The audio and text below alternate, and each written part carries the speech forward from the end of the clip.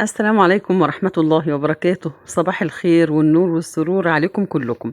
أنا فرحانة جدا جدا وجاي أفرحكم معايا الجروب بتاع التخسيس، والحمد لله رب العالمين. دايما ربنا جابر بخاطري فيه دايما والله. لما عملته من 6 سنين الحمد لله فرحت قوي قوي أنا ومجموعة كبيرة، والله خس معايا المئات، ولك الفضل يا رب، لك الفضل والمنة. النهارده في ناس كملت معايا اسبوع. اول تقرير جالي فرحني جدا جدا، والحاجات دي بتنسيني تعبي وتنسيني مجهودي، لان ربنا عليم الحمد لله. هم يشهدوا ان انا بجتهد جدا جدا عشان اوصل لهم معلومه مفيده، وعشان لما يجي يوم الميزان ويوم المقاسات يبقوا مبسوطين وفرحانين وتبقى صحتهم كويسه. شايفين التقرير ده؟ لو تعرفوا اسعدني قد ايه.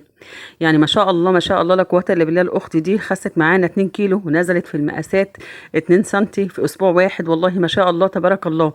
فرحت جدا جدا وقلت لازم اطلع افرح معاكم كلكم.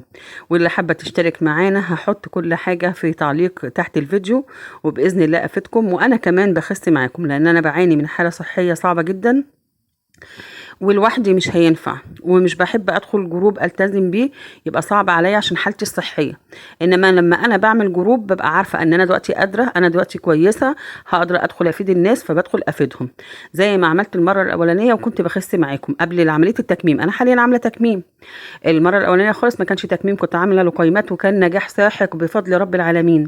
وانا خسيت ايامها وخس معايا ناس كتير، وبعد كده رجعت يعني حصل لي مشاكل صحيه ونفسيه، ووزني زاد، ودخلت عملت عمليه تكميم، وبعدها برضو وزني زاد. فقلت لا، انا اعمل الجروب تاني عشان انا عارفه نفسي. لما ابقى جوه جروب بقول لنفسي لازم تبقي قدوه، لازم تلتزمي، لازم الحاجات اللي بتقوليها للناس تعمليها معاهم.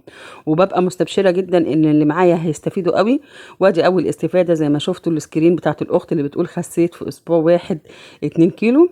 اللي عايز يتشجع ويتفضل معانا هحط لكم رقم الواتس وقيمه الاشتراك من داخل مصر ب 100 جنيه فقط شهري. واللي هيدخل حد في عروض جميله هكتبها لكم في التعليقات، وربنا ينفع بيا وبيكم يا رب.